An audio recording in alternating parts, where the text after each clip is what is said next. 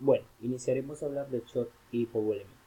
Entonces, debemos recordar que eh, para que haya una adecuada perfusión tisular necesitaremos de una adecuada tensión arterial o presión arterial.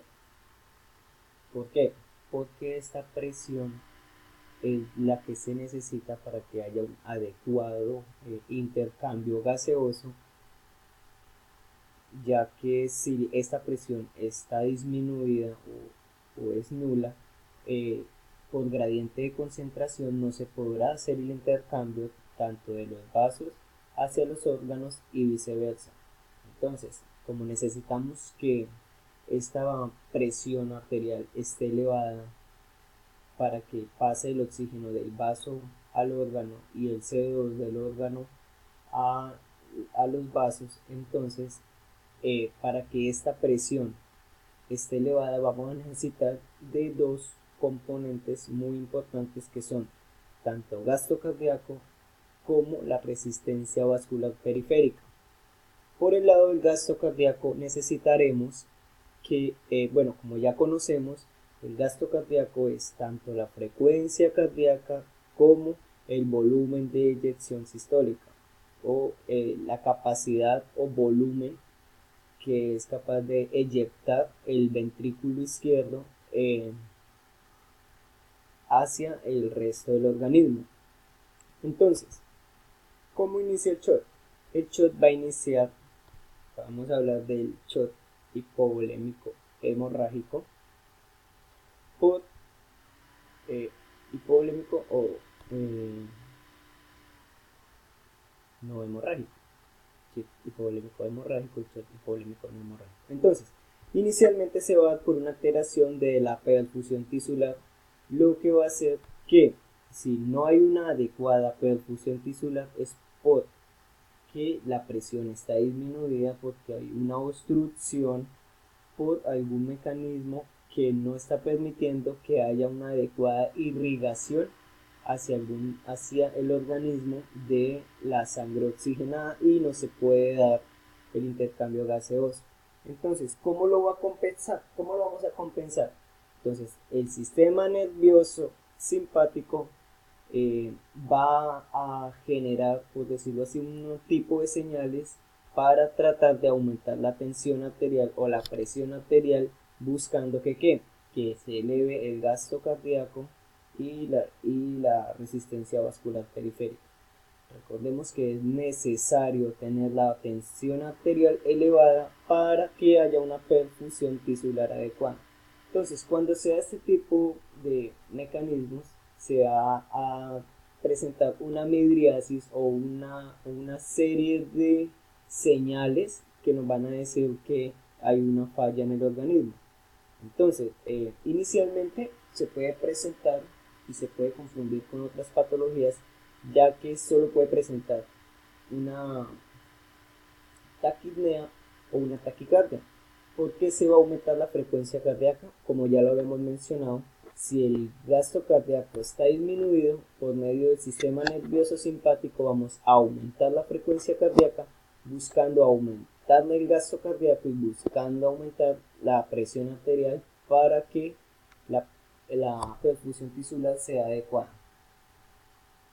Después, entonces, a nivel renal se va a dar la liberación de la angiotensina aldosterona 2, que es la encargada de elevar los niveles de presión arterial. Y entonces también se va a producir la liberación de hormonas de catecolaminas como la adrenalina y la noradrenalina, buscando una contracción, una vasoconstricción para reducir, por decirlo así, la pérdida de volúmenes sanguíneos. Entonces, ¿qué pasa si en el momento de querer compensar esto no tenemos una respuesta al tratamiento? Vamos a tener una descompensación. Entonces, en el momento de que hay una descompensación, vamos a tener que el organismo se cansa y va a haber una disminución de la presión arterial. Entonces, En este estado ya encontramos de que hay una disminución de la orina porque el organismo va a querer guardar la mayor cantidad de agua posible y va a iniciar entonces a migrar la cantidad de sangre de ciertas partes del cuerpo hacia los órganos vitales para poder suplir sus necesidades. Entonces va a haber una disminución de la orina, una disminución del gasto cardíaco y una disminución de la presión arterial.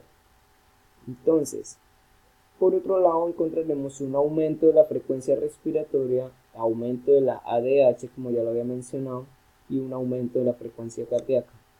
Cuando todo esto pasa, ya estamos en un estado de descompensación donde el volumen de eyección es poco, porque recordemos que si el volumen de eyección sistólica, o sea, los niveles de sangre que están llegando al ventrículo izquierdo son pocos y la frecuencia cardíaca es mayor que el volumen de eyección, pues el organismo entraría en una falla multiorgánica y no se estaría dando adecuadamente la irrigación. Posteriormente a esto se estaría dando ya una fase tardía o irreversible, que es el paciente que no responde al tratamiento y posteriormente su muerte.